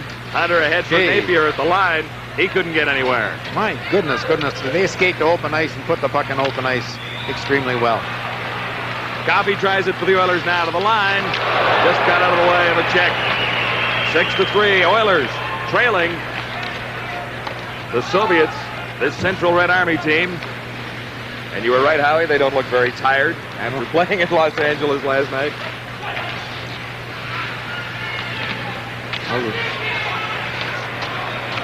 Drozdetsky left it there for Shepelev, 27. Soviets clear it to the line. It goes all the way down. Malinkov out to set it up, plays it ahead on the right side. It is now back for Babinov, number 4. Good check from McClellan. Zubin. And Shepelev now, 27. McSorley for the Oilers, for Gretzky. Lots of ice. Gretzky around one man, Starikov. Over for Sumanen on the left wing, and that play didn't quite click for Gretzky or Sumanen. Here's Kevin Lowe. Lowe tried to feed it through for Curry. That not quite. Fogelin banking it off the boards for Gretzky. Gretzky trying to feed it through for Anderson. Soviets right back. Vasiliev, number 23, checked at the Edmonton line by Curry. Now 1:17 to play, third period. Vasiliev couldn't take the pass, but Gamayev carried it in. Gamayev paid the price. Jackson took him out solidly into the board.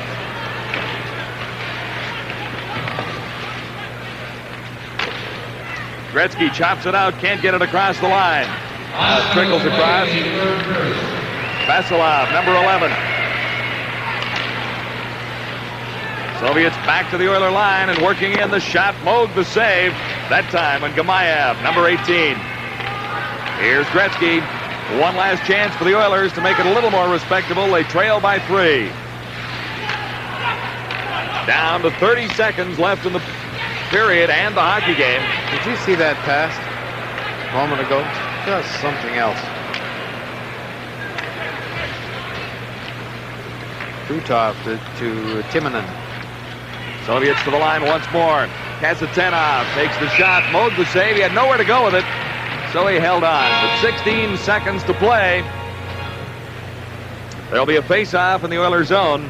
And that man, Viktor Tikhonov, has to be pleased with the results of his North American tour so far. How would you like to have the problems he's got with all that skill? That's like Lynn say they're having problems in the National Hockey League. They got to enjoy life. It's great fun for them to be involved in the game with all the skills that they have at their command. And normally when the Edmonton Oilers skills are going, look out. They do the same thing to teams in the National Hockey League that the Soviets are doing to them tonight. Now they know how it feels. Time running out. 15 seconds to play. The shot. Moog is bounced on his backside, but the shot didn't get through that time. Hunter goes to the far side. Napier gets across the line, feeds it through for McTavish, and he couldn't control it. That's going to be the old hockey game as the Edmonton Oilers go down to defeat in a hockey game where a few Oiler mistakes cost them dearly. Malinkov, Sergei Malinkov, has won twice in a row in North America. Over Los Angeles last night and over the defending Stanley Cup champions this evening, both by 3-goal margins.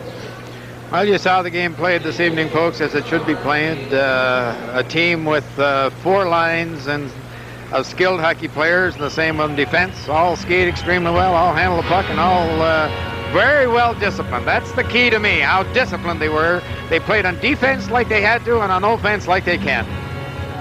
Central Red Army coming up with a 6-3 victory over the Edmonton Oilers. The Oilers a little off their game tonight, to say the least. Without Andy Moog, it might have been much worse. The Oilers may point to a few injuries to say they are not the hockey team that they will be a couple of weeks from now when the likes of Mark Messier get back. But there were a lot of errors out there as far as the Oilers were concerned, and you see the salute from Central Red Army as they walk away for their second victory on the North American Tour. Sergei Malinkov has his second win in North America. The Oilers outshot 32-24. The NHL Soviet Series 85 on the Sports Network. We'll be back for a recap after this.